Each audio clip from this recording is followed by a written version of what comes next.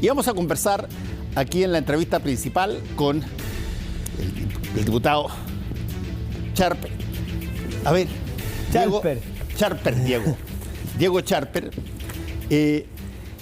La última vez que viniste, estábamos, de alguna manera, estaba la convención todavía en su postrimería, digamos. Hoy día cambió total y absolutamente el cuadro. Y te quisiera preguntar primero, a ver, ¿cómo ves este proceso? Que es, otra vez más, hay que decirlo cada vez, porque la verdad es que hemos creado una serie de procesos inéditos. Ya van 3 en esa situación. Un plebiscito de entrada para saber si se quería, que nunca, no habíamos... A nadie se le había preguntado a la gente si es que querían o no querían una nueva constitución. Un plebiscito de salida que era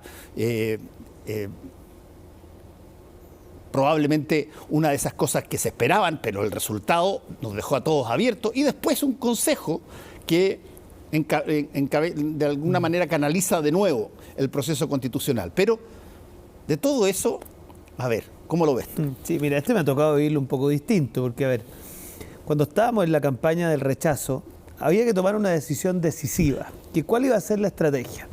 Algunos decían, mira, digamos, recházala para que no hayan cambio o que quede como está, o defender, por decirlo así, la Constitución vigente. Esa era una línea de pensamiento. Y había otros que decían que la estrategia tenía que ser recházala por una mejor, por una razón electoral. 2 de cada 3 personas que votaban rechazo decían que lo hacían no porque quisieran que todo se mantuviera como está, sino que porque querían una constitución distinta a la de la convención, y también por una razón política, porque jugarnos por esa alternativa permitía que gente que tradicionalmente había sido de la centroizquierda dijera, ¿sabes qué? Yo voy a estar por el rechazo pese a todo el bullying y el ataque que sufrieron. Y por eso hicimos recházala por una mejor y todo este planteamiento en positivo. Sí. Gana el rechazo, gana con un 62% y empieza toda la presión de, oye, ha sido tan elocuente el resultado que mejor dejemos todo como está, o traigámoslo al Congreso, hagámosle 3, 4 reformas a la Constitución y dejémoslo hasta ahí.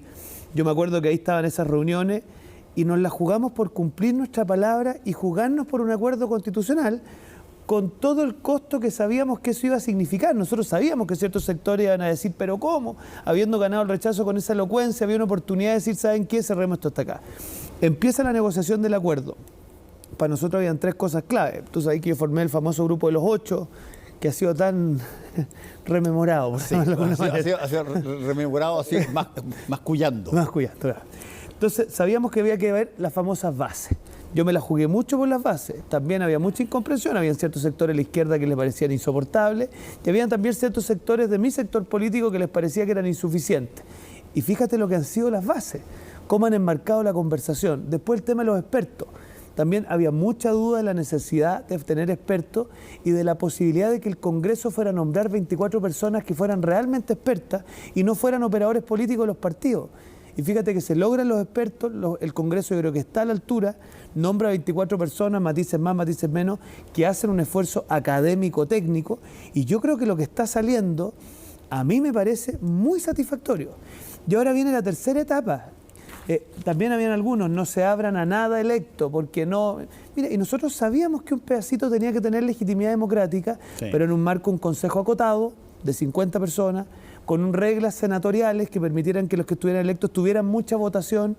Y bueno, el resultado electoral ha sido el que ha sido. Entonces, ¿por qué te digo esto?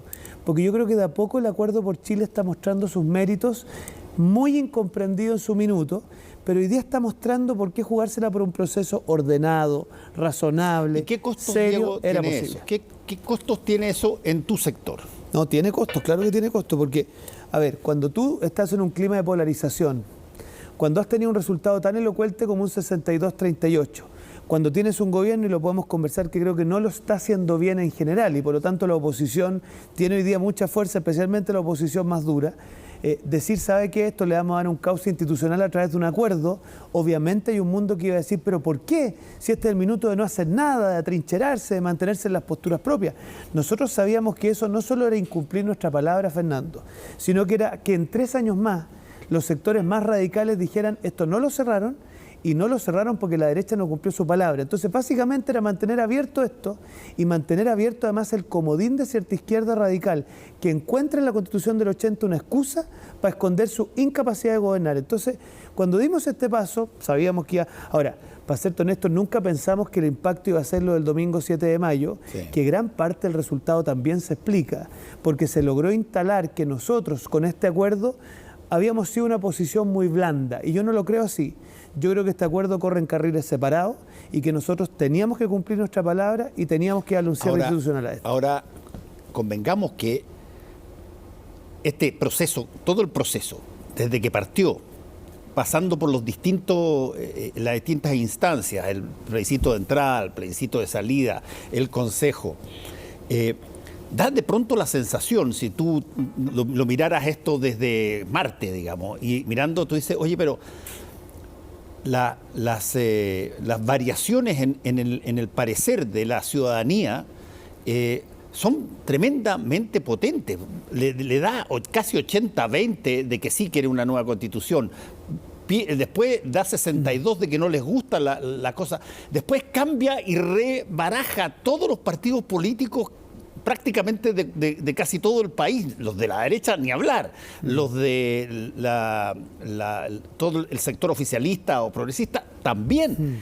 Y entonces alguien tiene el legítimo derecho a preguntarse, oye, ¿duran poco nuestros pareceres o nuestras posiciones o realmente... Bueno, Bauman dice eso, porque estamos muy líquidos, ¿no? O realmente no se hizo una tarea lo suficientemente convincente como para que la gente apoyara ese boceto de primera constitución. Ahí lo pasa, Fernando, yo creo que esto es como una serie de varias temporadas. Mira, la primera temporada es la presidenta Bachelet enviando su proyecto en la recta finalísima de su gobierno y el gobierno del presidente Piñera no siendo capaz de encontrar ahí una oportunidad para darle un cierre. Esa es la temporada del inmovilismo. Después tú tienes la temporada del malestar. 3 millones de personas en la calle, haciendo una crítica que es muy difícil de percibir porque compone distintos elementos y termina encauzándose en un proceso constitucional. Eso es lo que yo llamo la temporada del malestar, donde para bien o para mal se le da un cauce más orgánico. Tercera temporada es la temporada del sobregiro.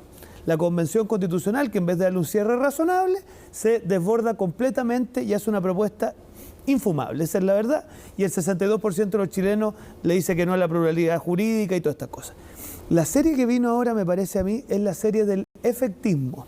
La gente necesita respuestas eficaces de corto plazo, por lo tanto lo constitucional aparece como muy lejano, como de noveno orden, y cuando tienes el nivel de índices de criminalidad, en el fondo tu eje principal es poder salir a la calle en paz. Y en ese escenario, ante un gobierno vacilante y una oposición como la que presenta efectivamente el Partido Republicano, que parece ser más dura o más enfática, ante la profundidad del problema, la gente termina optando por los que parecen ser más efectivos en la solución de ese problema a corto plazo. Entonces, yo creo que si miramos esto en un continuo, nosotros lo constitucional tenemos que cerrarlo por una cuestión de 30 años plazo.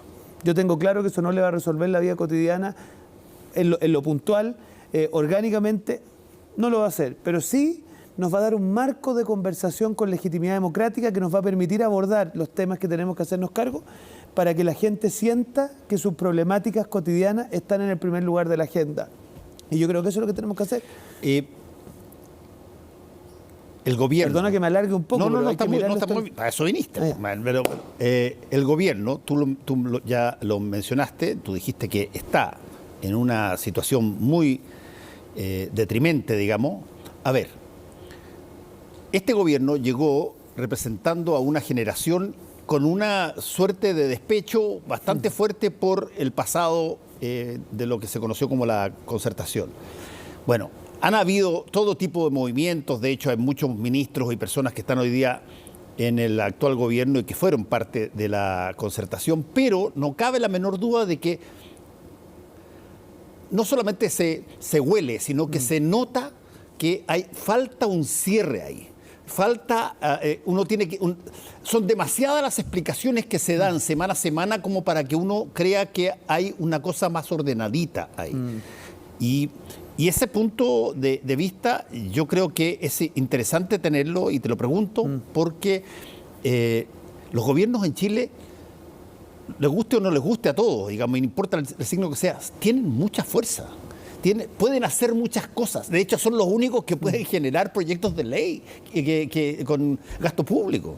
Entonces, es muy potente que un gobierno esté arriba del caballo cuando se están haciendo cosas tremendamente grandes. Sí, lo que pasa es que hoy día Alfredo Joinán se manda un tuit que yo creo que hay que traerlo a colación. ¿Por qué? Porque él dice, pucha, que es difícil tener que tuitear respecto del gobierno de manera crítica, no por culpa de lo que hace o deja de hacer la oposición, sino que porque objetivamente lo hacen mal. Eso es lo que tuitean, no en estas palabras, pero ese es su sentir, ¿no? Yo creo que este es un gobierno que gobierna mal, que comete errores de gestión elementales. El tema del gas lo enunciabas tú, lo podemos tocar, pero es una cosa insólita. O sea, yo no puedo entender que un programa que se supone que estaba llamado a rebajar el precio para los usuarios termina traduciéndose en que 8 balones de gas equivalen a 1, porque ese es el costo objetivo que significa. Y fíjate que nadie responde, ¿eh? Yo tengo la sensación, Fernando, que aquí a Diego Pardo le van a cortar por el hilo más delgado, pero es evidente que el que impulsó ese plan es otro ministro que tiene como una suerte de fuero especial dentro del gobierno, que es Giorgio Jackson. Pero despejado eso, en materia de seguridad, objetivamente, está bien, tú puedes criticar que las leyes, pero este es un gobierno que tiene problemas de gestión en materia de seguridad relevante. En materia de educación, me parece a mí, si tú miras los indicadores en calidad, en ejecución de los servicios locales, en su programa de deserción escolar, ¿para qué decir en educación inicial? No muestran ningún resultado objetivamente relevante. En salud, todo lo que fue el plan de vacunación fue un desastre como lo implementaron. Hoy día, en el control de las pequeñas pandemias que estamos teniendo en materia de influenza, un desastre. Entonces, yo creo que tenemos un gobierno, Fernando, que objetivamente le cuesta gobernar, porque tiene dos almas que combaten cuáles son los énfasis que tiene que tener el gobierno, y además porque se dieron cuenta de una cosa que les parecía muy obvia, que es que gobernar el Estado no es llegar y sentarse. Ellos pensaban, a propósito de subirse al caballo, que quiere llegar y tomar las riendas del caballo, y con mucha soberbia hablaban en muy malos términos de los que les había tocado galopar en gobiernos anteriores. Entonces, yo creo que el presidente Boric tiene una tarea tremendamente difícil, que es reconocer esa dificultad y empezar a tomar decisiones complejas, como empoderar también en los ministerios sectoriales a gente más competente. A mí me cuesta entender, Fernando, para serte franco, que el ministro de Educación siga en su cargo, con el desastre educativo que tenemos. Bueno, el desastre educativo, en todo caso, Diego, y lo conversamos varias veces antes con él, es una de esas variables que tú puedes ver que saltan en cualquier gobierno y en cualquier manera, porque es objetivamente un tema serio, sí, muy serio en materia de educación. No cuesta nada decir, yo escojo el colegio donde van mis hijos, eso es lo que quiero que diga la Constitución, y te lo van a dar, sin duda. Lógico. Pero eso compete, la capacidad de escoger compete solamente una fracción de este mínima. La gran mayoría tiene que poner a sus hijos allí donde puedan. Y es una cosa muy dura, porque de alguna manera tú estás proyectando el país a través de la educación. Pero dejemos de lado los que lo pueden hacer por su situación económica, sí, que eso es un tema ya. ¿Qué ha hecho este gobierno? Este gobierno quiso eliminar o quitarle presupuesto significativo a los liceos bicentenarios. Para los que conocemos los liceos bicentenarios, yo soy diputado de regiones, en mi distrito la gente de clase media, el comerciante, el feriante, la señora de la pequeña agricultura, lo único que aspira es que su hijo entre a un liceo bicentenario. Y este gobierno, como tiene una especie de trauma con esto, empezó a quitarle presupuesto a los liceos bicentenarios. A la educación pública, que ellos dicen defender con tanta fuerza, oye, ¿cuál es la inversión en infraestructura que han hecho? ¿Cómo están combatiendo la violencia escolar que estamos teniendo en muchos liceos? Yo sé que siempre se habla de los liceos emblemáticos, pero si tú miras los liceos emblemáticos en la región, en el caso mío del Óscar Castro, es el mismo problema y tú no ves una reacción sostenida por parte del ministerio. ¿Para qué decirte a nivel de los gobiernos regionales? Entonces, yo lo que observo es que si nos tomamos en serio esto, ok, fortalezcamos la posibilidad de elegir de los padres, bueno, yo no veo en qué cabeza cabe debilitar los liceos bicentenarios y los liceos fiscales emblemáticos. Y me parece a mí que este gobierno, en estos dos ítems en particular, no está a la altura. Y eso es porque yo siento que hay un problema de gestión y también de énfasis en las políticas educativas. Yo cuando veo las políticas educativas que ha implementado este gobierno en los distintos temas centrales, calidad, capacidad de infraestructura, aumento de la subvención en educación inicial, en lo que quiera, yo no veo muchos logros objetivamente que mostrar.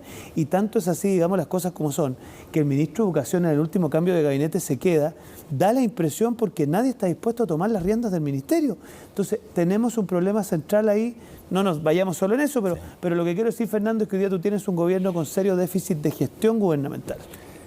Déjame llevarte, ya después de la pasada por el gobierno, déjame llevarte a algo que te lo quiero preguntar porque tú eres del partido, eres parte de Chile Vamos.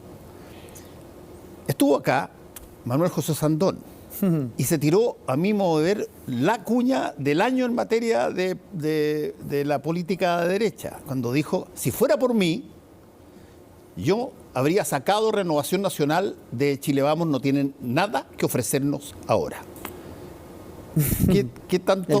¿Qué tanto sientes tú que representa al sentimiento político de tu corriente? No, yo creo que hay un hecho objetivo, que es que Chile Vamos es más que cuando me tocó a mí asumir que teníamos un problema objetivo. Muchas veces las directivas no conversaban entre ellos, o sea, no había ningún mínimo de fiato elemental. A lo que hoy día es Chile Vamos, que es un poco más, pero acá tenemos que hacer una pregunta que es parte de las preguntas que Renovación Nacional, Fernando, se va a hacer en el Congreso Ideológico que vamos a tener a principios de julio, que es cómo hacemos para construir un espacio político que es más que un mero pacto, que es más que elegir candidatos cada cierto tiempo, que es más que coordinarse tarde, mal y nunca, sino que tiene que haber una unidad programática que permita presentar una alternativa. Hoy día, reconozcamos, Republicanos tiene un componente, un contenido, tiene ciertos deslindes, tiene cierto tono. A uno le puede gustar o no. Y tiene el voto ciudadano si tú lo quieres llevar a claro, lo que pasó con el Consejo. Pero eso es como un poco consecuencia de esto. O sea, tiene una identidad. La pregunta del millón es, ¿cuál es la identidad de Renovación Nacional? Y en ese contexto es si Chile Vamos va a ofrecer una identidad adicional que trascienda eso. Y eso es una pregunta súper importante. Mira, mi partido está en elecciones internas. Yo aplico una analogía que ojalá me la entiendan en su casa. Es cierto que es importante elegir quién pilotea el avión, pero el problema que tiene el centro derecha hoy día es más que de piloteo, es de hoja de ruta. Es cuál es el plan de vuelo. El plan de vuelo va a ser, por decirlo así, hacia, digamos, tener más afinidad con republicanos, o la hoja de ruta más bien tiene que ver con afinidad hacia el centro. Y esas son dos opciones políticas difícilmente compatibles. Y ahí hay una pregunta que hay que hacerse en colectivo. Yo obviamente tengo mi opinión, ¿no? Pero esto no es un esfuerzo de alguien en particular. Acá hay que tomar una decisión política de cuál es la hoja de ruta que tú quieres tener. Y yo creo que en eso nuestro sector tiene que hacerse esa pregunta. Y si tú esa pregunta la hicieras hoy día, la hoja de ruta, ¿cuál crees tú que sería esa hoja de ruta que la gran mayoría de la derecha diría, yo quiero eso? O sea, es la lógica de Republicanos y su masividad reciente, es la historia de partidos institucionales como la UDI, como Renovación Nacional, bueno, Bópolis, que también tiene ya un cierto tiempo. ¿Cuál? Mira, yo creo que para mí tendría 3 adjetivos que tenemos que cultivar. Firmeza. Nosotros tenemos que ser más firmes en la multiplicidad de los temas. Tenemos que construir un Chile con seguridades, porque hoy día está en boga la seguridad pública, ¿no? El miedo de salir a la calle. Pero parte de la oferta nuestra tiene que ser que una persona envejezca con seguridad. Y eso significa tomarse en serio lo que significa tener pensiones dignas. Y eso significa tomarse en serio, yo no creo en lo más mínimo en el reparto, pero es evidente que si esto se deja solamente al ahorro personal, hay ciertas personas que tienen pensiones indignas. Y eso, si creemos en la libertad de esa persona adulta mayor, que cuando llegue a su edad de jubilación queremos que sea libre, porque ese es nuestro discurso, no nos puede ser indiferente que tenga una pensión indigna. O sea, si nosotros creemos en la libertad de los padres para coger la educación de su hijo, por eso es de lo que hablábamos, no nos puede ser indiferente que eso solo lo puedan hacer aquellos que pueden pagar la educación. Sí. Entonces, si nos tomamos esto en serio, el concepto de seguridades en la amplitud de la palabra tiene que tomarse en serio. Segundo, para mí, nosotros tenemos que recuperar la capacidad de tener, digamos así, presencia en el mundo social, en el mundo barrial, en el mundo de las organizaciones intermedias. Lo tuvieron, ¿eh? En un momento dado. Y yo tengo que reconocer que nos hemos achanchado en eso. Hay un hecho objetivo. Republicanos obtiene votación en los sectores populares. Y eso es un hecho objetivo que el que no lo quiere ver no está viendo bien el diagnóstico. Bueno, ¿qué estamos haciendo mal? Que hemos perdido presencia en esos espacios. Y lo tercero, para mí fundamental, es que asumamos de una vez por todas que nosotros nos planteamos en oposición a una agenda cultural de una izquierda radical que involucra una serie de cosas. Y hay que ponerle nombre a eso. Nosotros no creemos, por ejemplo, que Te voy a dar un solo ejemplo. En materia de seguridad, lo que hay detrás, en último término, en mis discusiones con la diputada Plasencia en la Comisión de Seguridad, cuando ella no quiere fortalecer el rol de Carabineros, porque siente que Carabineros va a hacer uso indiscriminado de la fuerza, hay una aproximación distinta respecto a cómo el Estado ejerce el monopolio de la fuerza y cómo una persona llega a ser delincuente. Ella cree que es fruto de una superestructura social que hace que esa persona, de alguna manera, sea víctima de un sistema y esté casi que condicionada a ser delincuente. Nosotros no creemos eso. Y esa diferencia con la agenda cultural de la izquierda tiene que ser muy nítida, porque ahí nos vamos a dar cuenta que gente que se siente de centroizquierda incluso no le hace sentido esa versión radical de la izquierda. Entonces, yo creo que nosotros como sector, si somos capaces de ofrecer un espacio firme, con seguridades, que se opone a la agenda cultural de la izquierda radical y al mismo tiempo recupera la calle, yo creo que podemos ofrecerle un proyecto futuro a Chile. ¿Y Renovación Nacional sobrevive todo ese proceso? Yo creo que sí, a Renovación Nacional. ¿Tú te vas a presentar de candidato? ¿Cómo están las voces tras bambalinas? Mira, yo en esto te voy a contestar la firme. Yo me debo a un grupo colectivo de gente que tomamos la decisión hace 2 años que valía la pena disputar la directiva del partido, porque nos parecía que en ese minuto el giro que se había dado no era el correcto. Ganamos. Ese mismo grupo hemos tenido aciertos, yo creo que la elección parlamentaria fue un acierto, el plebiscito de salida fue un acierto, y hemos tenido derrotas, porque qué duda acá, el 7 de mayo. Ahora, ese grupo quiere continuar. ¿Con quiénes puntualmente? Es una reflexión que estamos teniendo, y en eso yo voy a tener todo el compromiso y generosidad que se necesita para que ganemos. Diego Chalper, muchas gracias por haber estado con nosotros una vez más aquí en Última Mirada. Gracias a usted, Fernando. Que te vaya muy bien.